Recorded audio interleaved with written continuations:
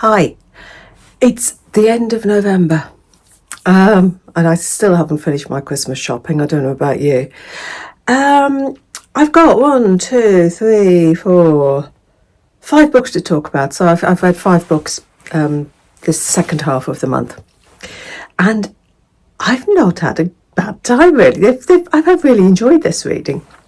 I started off by listening to that series of home front sleuths that I've taken to listening to when I'm pottering about the kitchen and doing things. It's a nice, cosy listen. And the series is free on Audible. This one is The Judas Monk Murders, and the series is by Anna Elliott and Charles Vallée. And this is the 4th book in the series. And I just enjoy them. They're just a nice, easy listen. And you're getting to know the characters as the books go on. You've got this little band of sleuths. You've got retired Met Officer Harry, his nephew Nigel, Evie, who runs the tea shop, Alice, who's a herbalist, Dorothy, wife of war-wounded Tom, and Blake, who was also injured in World War II. The story is set in World War II. And they're called upon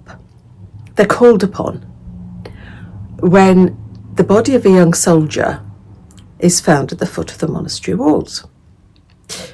Murder or suicide. And sorry, I've got a message popping up on my phone. I'm expecting a parcel today, and Royal Mail say that we'll attempt to deliver it today. So that's good. Anyway, back to the book. Right, so yeah, murder or suicide. This young soldier who's found at the foot of the walls. There's also 2 more missing men. There's also 2 men who've gone missing. There's a thread about espionage, and then there's the legend of the Judas monk as well, who's supposed to haunt these monastery ruins. Once again, it's not a deep and heavy crime thriller. It's cosy. The characters are likeable, and the mystery's always solved. And that's what you ask for in a cosy crime book, isn't it?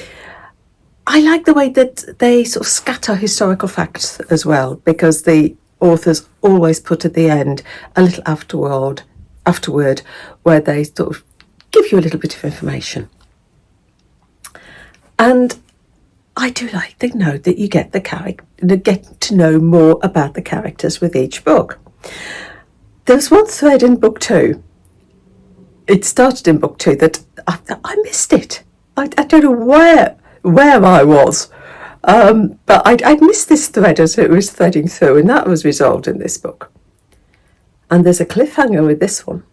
This book does end with a cliffhanger, and I think I've picked up another thread, but considering I missed the last one, I've probably got this one totally wrong as well, so I'll just have to wait and see when I get round to reading the next in the series. So yeah, the Judas Monk Murders, I really enjoyed that one.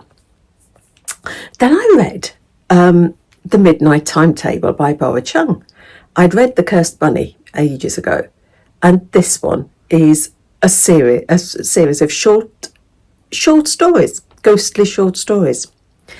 And the stories all seem to be unrelated, but there is a connection because you've got a narrator who works at this mysterious institute where haunted items are stored.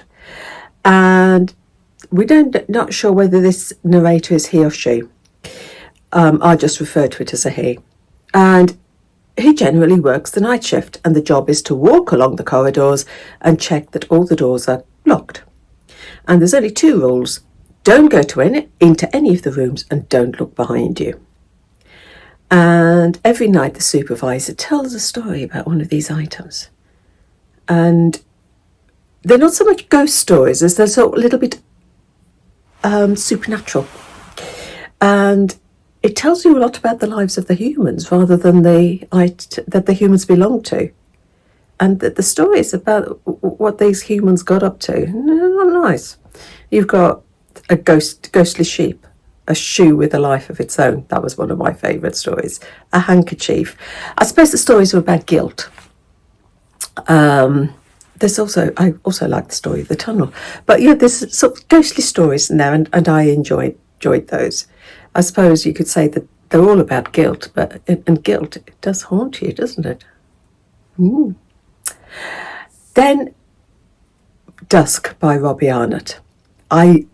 This one was brilliant, super, absolutely.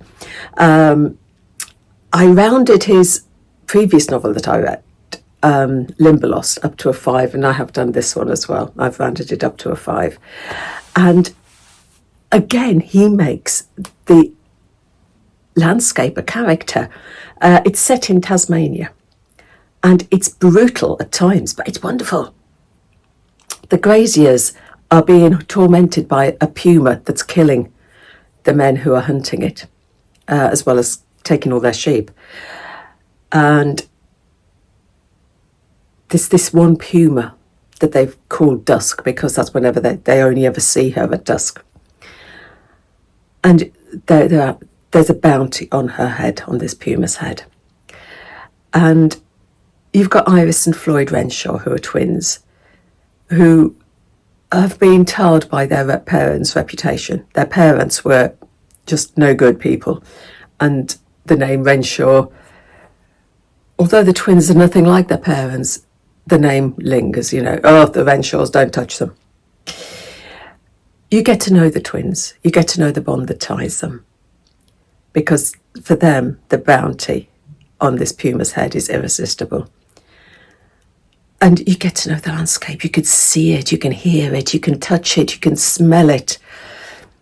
And along the way, you meet First Nation peat cutters, you meet other hunters, and everybody seems to be an outsider. There's tension, there's betrayal, and the beautiful humour, and the ending just leaves you breathless. It was super. Then a book I picked up, The Whale at the End of the World. Have I got it here? Yes. The Whale at the End of the World. And I picked this one up from a charity shop because the cover just blew me away. And the title was intriguing. So that was this one. And it's charming, it's heartwarming. And I suppose it's a take on a dystopian novel. But whereas dystopian novels are normally dark, this one's full of hope and community.